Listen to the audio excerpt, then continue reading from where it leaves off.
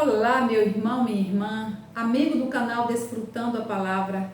É uma alegria estarmos juntos para darmos sequência ao estudo da lição da Escola Sabatina. Gente, que tema maravilhoso! Falar e estudar sobre o grande conflito nos enche o coração de alegria, de esperança, porque sabemos que o cumprimento das profecias tiveram lugar, tem lugar na história e ainda terão lugar na história do povo de Deus nesses últimos dias no qual nós vivemos. Bem-vindo! Se você ainda não se inscreveu, inscreva-se no canal, nos ajude a divulgar a palavra do Senhor de forma que venha dar esclarecimento para outras pessoas que também não têm essa oportunidade que nós temos de estudar mais detalhadamente, assunto por assunto, da palavra do Senhor. Se inscreva, curta, deixe o seu joinha e ainda compartilhe com outras pessoas. Peço ao Senhor nesse momento que seja conosco através de uma oração. Querido Pai, obrigada, porque o Senhor é bom. As tuas misericórdias têm durado em nossas vidas e se renovado a cada manhã.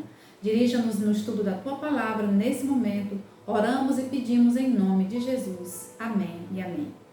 Meu irmão, pegue a sua lição, pegue a sua Bíblia, a palavra de Deus, e vamos recapitular este assunto maravilhoso que tem por tema esta semana, com a lição de número 6, as duas testemunhas. E você pode se perguntar, mas o que esse tema tem a ver com o estudo do grande conflito? Quem são essas duas testemunhas? Primeiro, o que é uma testemunha? Testemunha exprime a ideia de alguém que viu alguma coisa, que presenciou uma informação, que recebeu. Então, quando você pensa numa testemunha, é alguém que viu alguma coisa acontecendo, que ela tem conhecimento do fato daquilo ali, né? E a gente vai para a Bíblia e essa palavra testemunha vai ganhando uma outra significação. E quando Jesus, ele nos diz que são as suas testemunhas, está lá em Isaías 43, verso 10, diz que nós somos as suas testemunhas. E Pedro e João, diante das ameaças sofridas porque eles curaram um coxo ali no livro de Atos, eles foram presos, eles foram proibidos de falar no nome desse Jesus, mas eles falaram que não podiam deixar de falar das coisas que tinham visto e ouvido. Está em Atos capítulo 4, verso 20. Jesus, em São João 5,39, diz assim: examinai as Escrituras, porque julgais ter nelas a vida eterna, e a Bíblia mesmo testifica de mim. Então, a Bíblia é testemunha de Jesus. Por mais que a Bíblia ela tenha sofrido ataques, foi acorrentada, ou mesmo ela foi queimada em praças e rasgada, a palavra do Senhor prevaleceu. A palavra do Senhor prevalece e a palavra do Senhor, ela prevalecerá. O verso para memorizar está em Isaías 40, verso 8. A erva seca e as flores caem, mas a palavra do nosso Deus permanece para sempre. Amém e amém. Tudo passa nessa vida, mas a palavra do nosso Deus permanecerá para todo sempre. A lição de sábado diz que a igreja medieval perseguiu os fiéis. Contudo, a Bíblia iluminou as trevas. Nesta semana, estudaremos um dos ataques mais cruéis que a Bíblia sofreu e que a fé cristã também sofreu. Na Revolução Francesa, o sangue fluiu nas ruas da França. A guilhotina foi montada na Praça de Paris e milhares foram mortos. O ateísmo se tornou a religião do Estado. No entanto, o testemunho da palavra de Deus não pôde ser silenciada. A palavra de Deus ressuscitou, como nós veremos na lição. Por mais que tenha sido queimada, por mais que tenha sido perseguida, por mais que essa palavra aqui, ela tenha sofrido vários ataques, ela prevaleceu, porque ninguém pode intentar contra Deus e sair vitorioso. A lição desta semana ainda nos estimula a estudar este livro aqui, O Grande Conflito, dos capítulos 12 ao capítulo 17. Gente, se você tem dúvidas do que aconteceu na Idade Média, na Idade Escura, na Era Medieval, onde a palavra do Senhor sofreu vários ataques, este livro ele vem nos ensinando mais detalhadamente o que aconteceu nessa época. Por que existem tantas religiões? Por que muitas pessoas hoje ainda seguem tradições humanas no lugar de seguir o que está escrito na palavra do Senhor? Estude este livro. Ele vai ser luz também para você, iluminando as dúvidas que você tem e trazendo você mais conhecimento. Este livro, ele é fundamentado na palavra do Senhor, tá? A Bíblia em primeiro lugar. Depois, este livro nos auxilia muito. Então, a lição de domingo tem como tema as duas testemunhas. E a lição desta semana, ela está toda, praticamente 99% da lição, fundamentada no livro de Apocalipse, capítulo 11. E o capítulo 11, a partir do versos 3 em diante, vem falando para nós acerca das duas testemunhas mártires. E aí, quem são essas testemunhas? Quais são as 5 características das duas testemunhas? Eu aconselho você a ler todo o capítulo 11 de Apocalipse. E diz assim: darei as minhas duas testemunhas que profetizem por 1260 dias, vestidas de pano de saco. São estas as duas oliveiras e os 2 candeeiros que se acham em pé diante do Senhor da terra. Se alguém pretende causar-lhe dano, fogo da sua boca, sai fogo de sua boca e devora os inimigos. Sim, se alguém pretender causar-lhe dano, certamente deve morrer. E aí continua até o verso 6, tá? Que você possa ler direitinho essa passagem. Ela é muito significativa. E aí a pergunta diz: quais são as 5 características das duas testemunhas? Primeiro diz que ela tem autoridade. A autoridade, no verso 6, elas têm autoridade para fechar o céu, para que não chova durante os dias em que profetizarem. Tem autoridade também sobre as águas para convertê-las em sangue, bem como para ferir a terra com toda sorte de flagelos, tantas vezes quantos quiserem. E diz que essa testemunha, uma das características dela é autoridade para profetizar, ela foi vestida de pano de saco, ela tem o Espírito Santo e luz, da sua boca sai fogo e devora os inimigos. Essas testemunhas têm autoridade para fechar o céu, transformar a água em sangue e ferir a terra com flagelos. Quando a gente pensa em autoridade para profetizar, quando a gente pensa em que ela tem autoridade para fechar os céus, a gente pensa e lembra do profeta Elias ali na terra, na nação de Israel. Quando ele orou ao Deus do céu e por 3 anos e meio, o céu não fez chover. E depois ele orou ao Senhor e o céu derramou chuva. A palavra de Deus tem autoridade. Também para transformar água em sangue. Lembram das pragas no Egito? Quando Deus mandou Moisés conduzir o seu povo saindo da escravidão para entrar na terra de Canaã, e o faraó não permitiu que o povo de Israel saísse, então ali Deus fez, a palavra do Senhor fez chover, fez com que a água transformasse em sangue, fez com que flagelos caíssem. Nós sabemos os relatos que estão na Bíblia, no livro de Êxodo. Então, as características dessas duas testemunhas são essas. E Apocalipse 11, ele é uma história de triunfo das Sagradas Escrituras. E nós vimos aqui que Zacarias fala também acerca de 2 oliveiras e 2 castiçais. Que estas 2 oliveiras e 2 castiçais representam a palavra do Senhor, a Bíblia Sagrada. O azeite representa o Espírito Santo. A visão de João em Apocalipse 11 descreve a palavra de Deus sendo proclamada no poder do Espírito Santo para iluminar o mundo. Lâmpada para os meus pés é a tua palavra e luz para o meu caminho. Salmo 119, verso 105. Quem são essas 2 testemunhas que têm autoridade para profetizar, que estavam vestidas de pano de saco? A gente vai desdobrar este tema no decorrer da lição. Essas 2 testemunhas são nada mais, nada menos do que a palavra do Senhor. A primeira testemunha é o Antigo Testamento. A segunda testemunha é o Novo Testamento. E elas completas formam as 2 testemunhas. Concluímos que a Bíblia, que as 2 testemunhas devem ser as escrituras do Antigo e do Novo Testamento, que comunicam luz e verdade de Deus ao mundo. Onde não há Bíblia, há escuridão, espiritual. E durante a Idade Média, a Idade Escura, a Bíblia ela foi desprezada, ela foi tirada do povo, ela foi suprimida. E eu faço uma pergunta reflexiva para nós. Como anda a minha e a sua vida? Tem sido iluminada pelas duas testemunhas? Ou nós andamos nas trevas espirituais por não desejar conhecer e estudar este livro? Quando o povo na Idade Média não teve conhecimento deste livro, do que está registrado nele, das verdades que importam para a nossa salvação, eles trilharam caminhos de trevas. Mas nós vamos continuar falando dessas testemunhas. Diz que essas testemunhas, no verso 3, elas profetizaram por 1260 dias, vestidas de pano de saco. No verso 2, um pouquinho acima, diz que tem outra linguagem simbólica de 42 meses. E essas linguagens nós vamos também discorrer aqui nesta lição.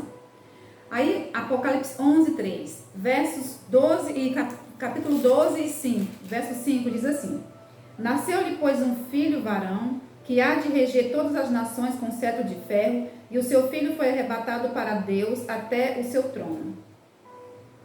O verso 6 diz: A mulher, porém, fugiu para o deserto, onde lhe havia sido preparado lugar para que nele a sustentem durante 1260 dias.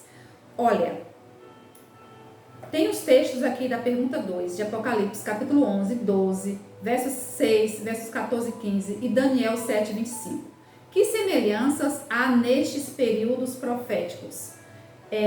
Todas estas profecias de 1260 anos, de 42 meses, de 3 tempos e meios, todos estes períodos proféticos, eles descrevem aspectos do mesmo período de tempo.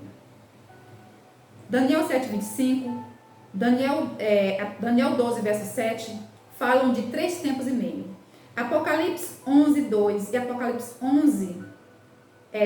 13, 5 falam de 42 meses.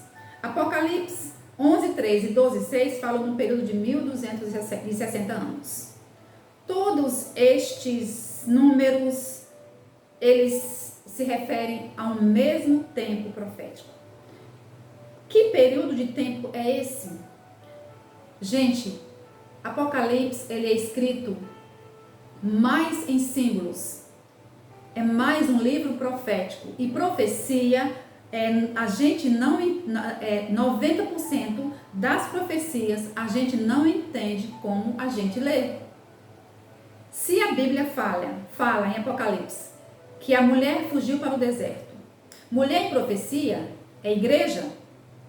Se a Bíblia fala água em profecia, simboliza povo, multidões. Então são símbolos que têm um significado. Então em profecia, um dia equivale a um ano. Ezequiel 4, verso 6. Um tempo, um ano, 360 dias. 2 tempos, 2 anos, 720 dias. Meio tempo, são 6 meses, 180 dias.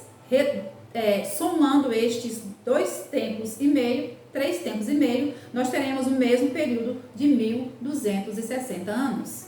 Então, os inimigos de Deus, o que nós devemos entender nessa parte da lição de segunda-feira, é que os inimigos de Deus, eles pisam a divina verdade, eles massacram a verdade por um período profético de 1260 dias ou 1260 anos. É tempo demais, não é? Imagina nós, no tempo que nós estamos vivendo, sabendo que teríamos uma profecia de tempo de 1000 anos, por exemplo, é uma suposição, e agora nós começássemos a passar por esse sofrimento, sabendo que só iríamos terminar de atravessá-lo daqui a 1000 anos. Como nós nos comportaríamos? Imagina o povo de Deus agora começando a passar por sofrimentos, porque a palavra de Deus não poderia ser aberta, não poderia ser seguida como ela deve ser. E esse povo começou uma perseguição contra o povo de Deus, contra os cristãos, por um período de 1260 anos. É muito tempo. E essas duas testemunhas profetizam contra estes inimigos nesse período. Por mais que fosse proibido mas a palavra de Deus estava profetizando, estava falando. As duas testemunhas pregaram durante um período de tempo, e esse período de tempo, que corresponde a 1260 dias, começou no ano 538 depois de Cristo e terminou em 1798 depois de Cristo. E abrangeu esse período todo. Foi o tempo em que surgiu e foi estabelecido o governo da Igreja Católica Romana. Foi o tempo que essa igreja surgiu, se estabeleceu como igreja.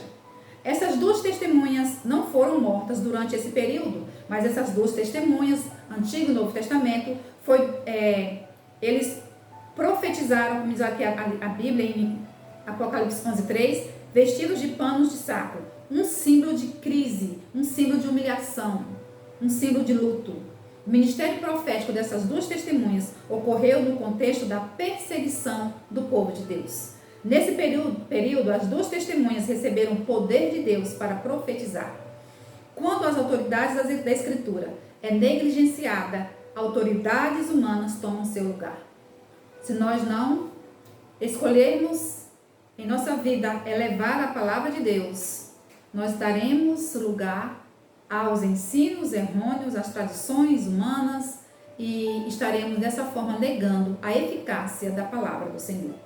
Durante esses 1260 anos proféticos, a palavra de Deus, as suas duas testemunhas, o Antigo e o Novo Testamento, ela foi revestida de pano de saco.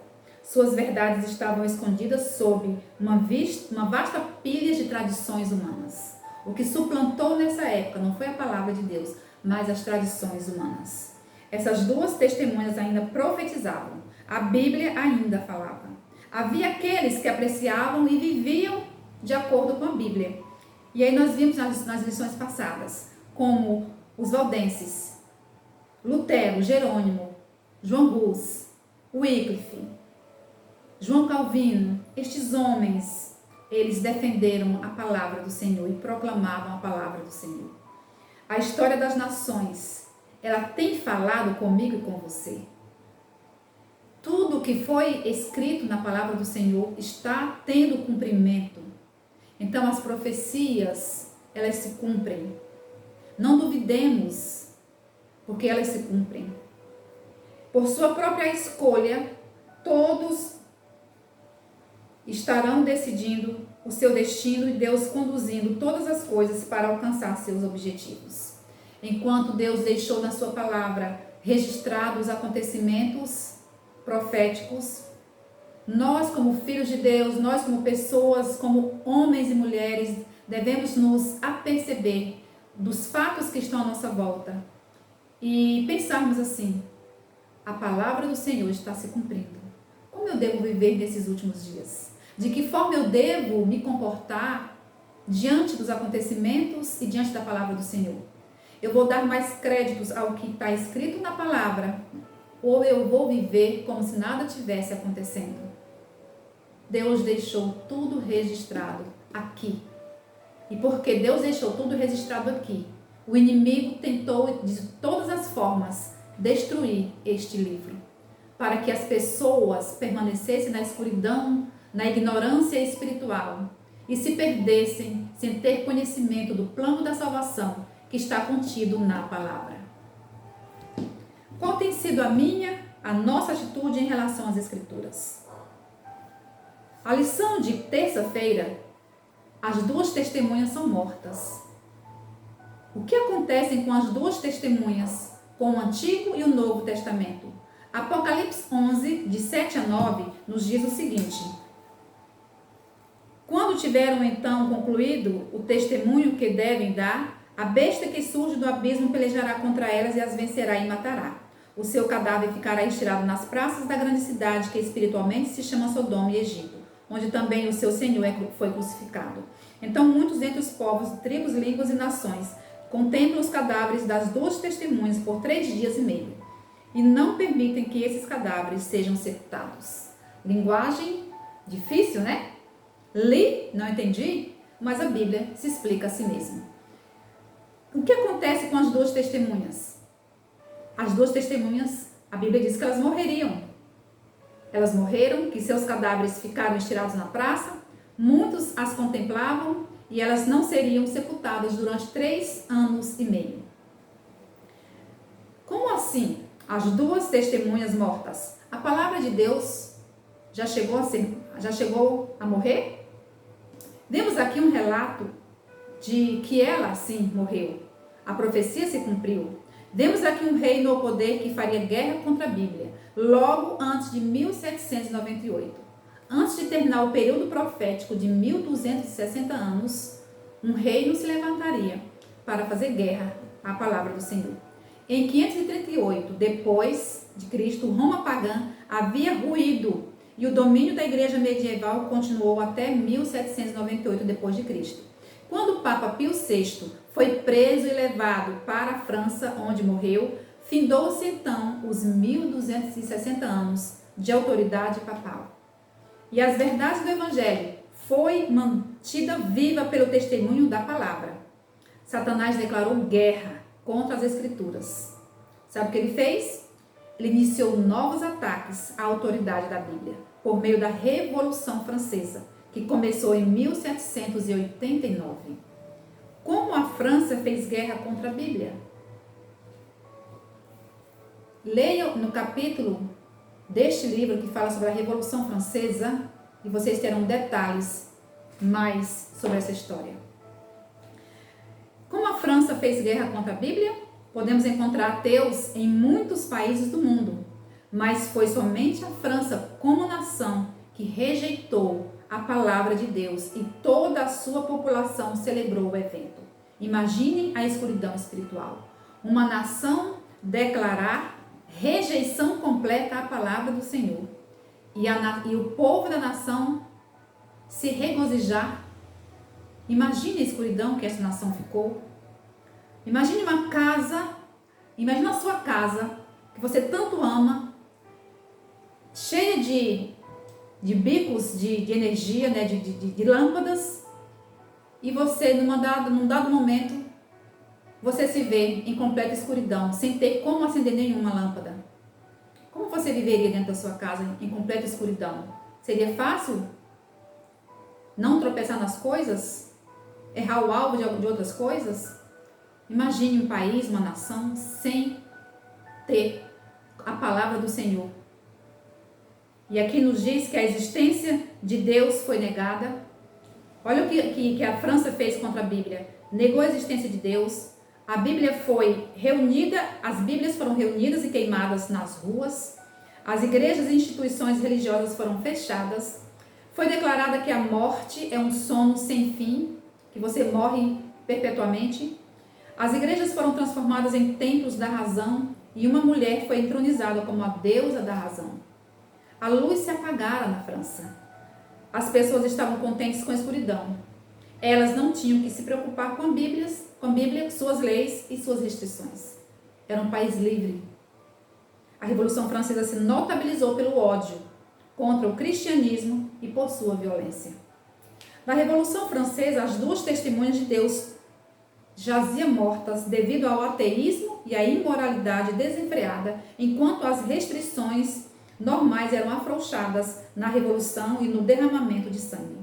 O estudo da lição ainda fala sobre Sodoma e Egito espirituais aqui na lição. Foi no Egito que Faraó mostrou o seu ateísmo, dizendo: quem é Deus? Para que eu lhe ouça e deixe seu povo ir. Qual era a característica de Sodoma? Licenciosidade. Seriam sepultadas essas testemunhas, diz que foi sepultadas por 3 anos e meio. Os corpos das 2 testemunhas não seriam sepultadas durante 3 anos e meio, ou seja, 3 anos e meio literais. O ateísmo esteve em seu auge na Revolução Francesa, por cerca de 3 anos e meio. E esse período, na história, ele se estendeu de 26 de novembro de 1793 a 17 de junho de 1797. Exato 3 anos e meio. Então a França fez tudo isso com a palavra do Senhor. Ela matou a palavra de Deus. Mas não foi uma morte literal. Nós entendemos isso. Foi tirado do povo, foi queimado. Então a palavra de Deus não estava na mão do povo. A nação aceitou tudo isso. Mas a lição de quarta-feira diz que as 2 testemunhas ressuscitam. Amém? Apocalipse 11:11 diz assim: mas depois dos 3 dias e meio, ou seja, 3 anos e meio, um espírito de vida vindo da parte de Deus neles penetrou, nas testemunhas, e elas se ergueram sobre os pés, e aqueles que os viram sobreveio grande medo. Depois de 3 anos e meio, a Bíblia voltaria à vida. No fim da Revolução Francesa, a palavra de Deus, de forma figurada, voltaria a viver. Haveria um reavivamento. Grande temor caíra sobre os que vissem a palavra divina mais uma vez se tornar o poder vivo para a salvação. No fim do século XVIII, Deus levantou homens e mulheres, amém? Comprometidos em levar o evangelho até os confins da terra. Não foi por acaso que estes esforços missionários surgiram após a Revolução Francesa. A palavra de Deus é viva, eficaz e, embora parecesse morta, vivia no coração dos crentes e ressuscitaria para a vida plena. Milhões têm aderido à guerra contra a Bíblia. A Bíblia, porém, está tão longe de ser destruída que onde havia 100 exemplares no tempo de Voltaire, hoje há 10.000, ou melhor, 100.000 exemplares. Nesse período, começou-se as missões no mundo. A Bíblia ressurgiu em pleno vigor. E a palavra do Senhor foi espalhada no mundo. Essa palavra tem chegado até nós. Amém? E Deus tem se levantado, porque a palavra de Deus, como diz Salmo 119, lâmpada, ela é lâmpada. Ela também permanece para sempre. E ela é estável, confiável. Por isso que a palavra de Deus permanece. Por mais que o inimigo tenha tentado atacá-la de todas as formas, e hoje de forma diferente ele ataca, tirando crédito da palavra de Deus, tentando mudar aquilo que não é conveniente, mas a palavra de Deus permanece e permanecerá. Deus fez com que ela ressurgisse. Depois que a França fez guerra às duas testemunhas de Deus, elas têm sido honradas como nunca antes. Em 1804 foi organizada a Sociedade Bíblica Britânica e Estrangeira. Em 1816 fundou-se a Sociedade Bíblica Americana. Quando se formou a Sociedade Britânica, a Bíblia já havia sido impressa e circulava em 50 idiomas. Desde então foi traduzida em mais de 2.000 línguas e dialetos. Deus tem cumprido o seu propósito. A sua palavra tem permanecido salvando vidas. A sua palavra tem permanecido levando luz onde só há escuridão. A sua palavra tem libertado cativos. A sua palavra tem libertado pessoas bêbadas, prostitutas, ladrões, mentirosos, maridos violentos, esposas violentas, filhos rebeldes. A Bíblia tem transformado vidas, amém? A Bíblia chega nos lares para alcançar os corações, para que a luz do Evangelho entre, faça mudança, porque lâmpada para os nossos pés é a palavra do Senhor. E nós somos salvos pela graça, que é Jesus, que é a luz do mundo, que é a testemunha verdadeira. Amém? A Bíblia pode ser atacada ou suprimida, mas nunca será erradicada. Jamais. Que não sejamos seduzidos pelos ataques da Bíblia. A Bíblia, ela ainda está viva, falando ao coração, dando vida nova aos que querem ouvi-la e seguir seus ensinamentos. Quinta-feira, verdade triunfante. Apocalipse 11, de 15 a 18. Que eventos ocorrem no final dos tempos ao soar a sétima trombeta? E aqui o texto diz assim: o sétimo anjo tocou a trombeta e houve no céu grandes vozes dizendo: o reino do mundo se tornou do nosso Senhor, amém? E do seu Cristo, aleluia. E ele reinará pelos séculos dos séculos. Gente, o reino do mundo se tornará de nosso Senhor e do seu Cristo. E o pecado será erradicado. O pecado será extinto. Apesar dos ataques do inimigo, a obra de Deus na terra alcançará um clímax glorioso. O evangelho será pregado a cada tribo, nação, língua e povo. O grande conflito entre Cristo e Satanás terminará.